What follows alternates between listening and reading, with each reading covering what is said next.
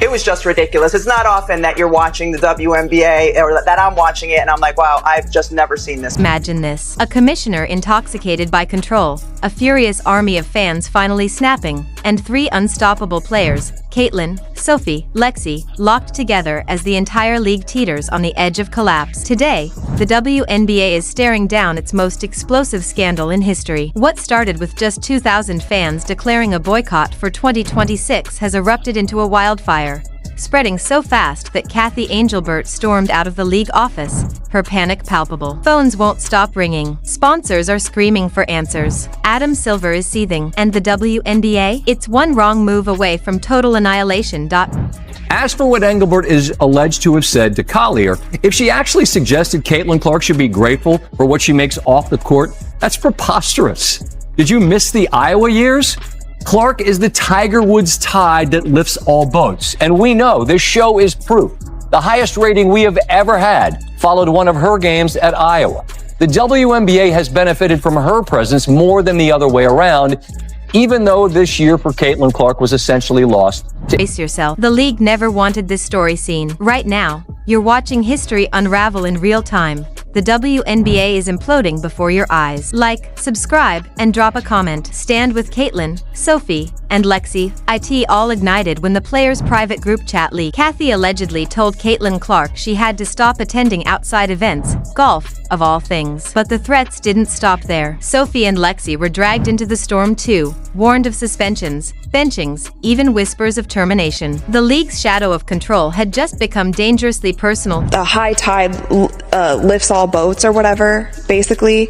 Like, if you buy into this, everybody is going to eat. Yet you had people fighting tooth and nail the entire season, not wanting it to be this way because other people weren't getting flowers, or she was getting too much attention, or she gets a special whistle, or I'm gonna check her off the ball here just because. And then her teammate cheers for her for throwing her on the ground. It didn't get better. And it's disappointing to me because it's not every player in the WNBA. And I'm sure that there are many players who are happy to have her in the league. And it's like, if it was my league and somebody was coming in and bringing millions of people, like, I would be excited about that, because you know what? That's a chance for me to impress millions of people who weren't watching before. And there's a lot of women in this league who don't have that kind of envy and jealousy and this kind of like secret club mentality that they only want certain people to. Talk rippled through the players. Caitlin whispered, "We can't even play golf.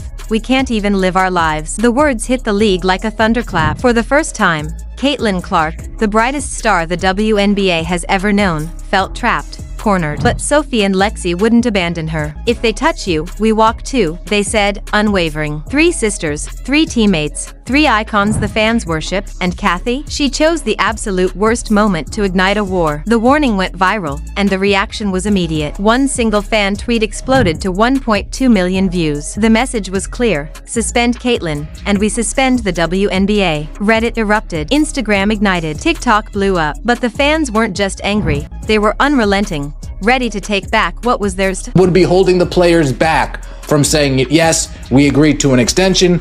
Let's try to iron out this deal so there is no lockout. Right? They'll still be able to negotiate if there's a lockout. However, players won't be able to head to the facility. They won't be able to get treatment. They won't be able to train with the team, with the staff. So there is some things to lose if there is a lockout. Sources: WNBA offers players extension on CBA deadline. The WNBA has offered players a 30-day extension to continue negotiations for a new collective bargaining agreement, sources told ESPN on Tuesday.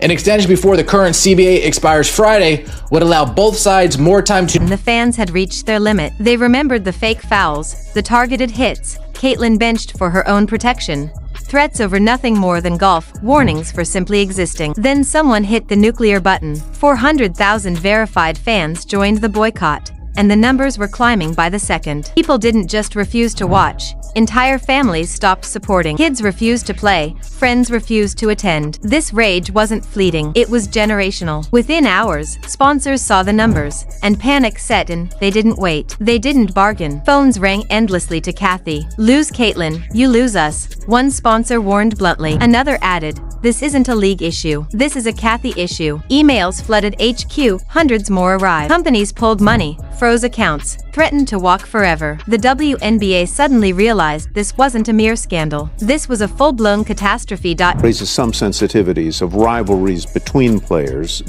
In the case of Angel Reese, who's just had to shut it down because of a wrist injury, Caitlin Clark, who's continuing to play. Rivalry that goes back to their college days, presumably, where I guess some trash talking entered in. But now it seems on some social media channels to have taken a darker turn, a more menacing turn, where race has been introduced into the conversation, where sexuality is sometimes introduced into the conversation.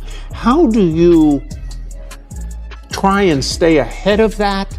Try and tamp it down or act as a league when two of your most visible players are involved, not personally, it would seem, but their fan bases are. This wasn't a controversy. It was a financial heart attack, a live explosion unfolding in real time. Every choice Kathy made was strangling the league. When the boycott hit 210,000, Adam Silver lost it. He stormed into the office, slammed a binder onto the table, and barked, "Fix this or get out." Silence swallowed the room. Kathy froze, her face drained of color. Why are you punishing players for living their lives? Why single out Caitlin? Why threaten her teammates? He demanded. She stammered, "Excuse," but he cut her off, uninterested. No golf bans, no suspensions, no firings. Then it went even darker. The assistant commissioner leaned in, whispered something. Silver's jaw tightened. He shook his head and walked out. No meeting, no discussion, just raw, legendary frustration. Meanwhile, inside Fever HQ, players' phones were blowing up.